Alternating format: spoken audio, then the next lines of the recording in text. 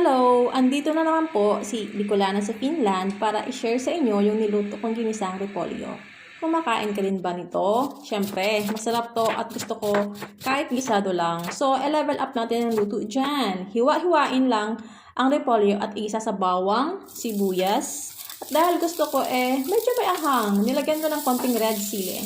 Yung kamping sinahon ko nga pala dito is marinated na sa toyo, asukal, paminta, at paprika. At nilagyan ko rin ng konting cornstarch. So, mas masarap kasi kapag marinated na yung sahog kasi mas malasa siya, tapos hindi mo na kailangan maglagay pa sa pagluluto. So, nilagyan ko lang ng konting tubig para mas maluto yung karne. At yun na nga, inilagay ko na yung repolyo. Umaapaw nga yung repolyo sa kawali. Tapos hirap na akong halu-haluin siya kasi nga lumalabas na yung mga sahog.